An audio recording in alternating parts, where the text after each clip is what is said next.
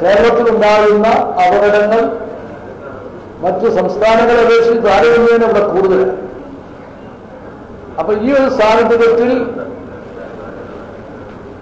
വളരെ കരുതലോടുകൂടിയിട്ടുള്ള പ്രവർത്തനങ്ങൾ ഈ ഒരു വർഷക്കാലത്തെ പ്രചരണ പരിപാടികൾക്ക്, ട്രെയിനിങ് പരിപാടികൾക്ക് ഒക്കെ വേണ്ടി ആവശ്യമായ ഫണ്ടും മാറ്റി വെച്ചിട്ടുണ്ട്.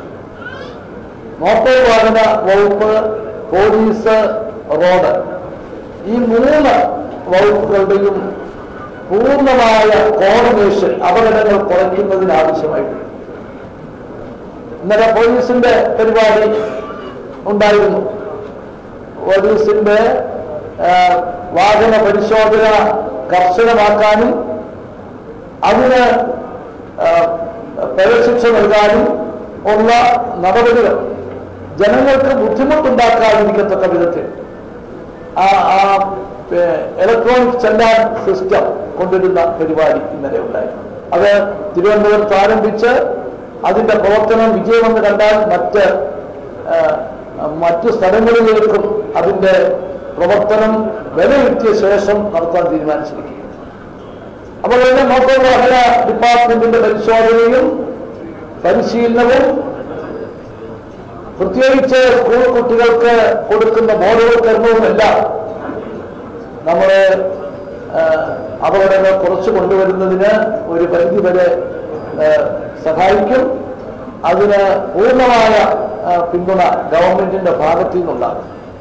കാരണം നമ്മൾ ഏറ്റവും മുന്തിയ പരിഗണന ഇതുപോലുള്ള കാര്യങ്ങൾക്ക് കൊടുത്തേ മതിയാകും. വളരെ കാര്യക്ഷമതയോടുകൂടിയിട്ടുള്ള പ്രവർത്തനങ്ങൾ ഈ രംഗത്ത് നടത്തിയേ മതിയാകും. അപ്പൊ പോലീസിനും മോട്ടോർ വാഹന ഡിപ്പാർട്ട്മെന്റിനും ഗവൺമെന്റിന്റെ ഭാഗത്തു നിന്ന് വാഹന അപകടങ്ങൾ കുറച്ചുകൊണ്ട് വരുന്നതിന് മുന്തിയ പരിഗണന കൊടുക്കും, പ്രത്യേകമായ സഹായങ്ങൾ നൽകും എന്ന് പറയാൻ കൂടി അവസരം വിനിയോഗിക്കുകയാണ്. റോഡിനെ സംബന്ധിച്ചിടത്തോളം ചില പ്രത്യേക സാഹചര്യങ്ങൾ, ഒരേ സ്ഥലത്ത് തന്നെ നിരവധി പ്രാവശ്യം അപകടങ്ങൾ ഉണ്ടാകുന്നു. റോഡ് നിർമ്മാണത്തിലെ അപാകതകൾ, റോഡിന്റെ അലൈൻമെന്റിലെ പോരായ്മകൾ, ഇങ്ങനെയുള്ള പ്രശ്നങ്ങൾ ചിലപ്പം അപകടങ്ങൾ വർദ്ധിപ്പിക്കുന്നു എന്നുള്ള ശ്രദ്ധയിൽപ്പെട്ടിട്ടുണ്ട്.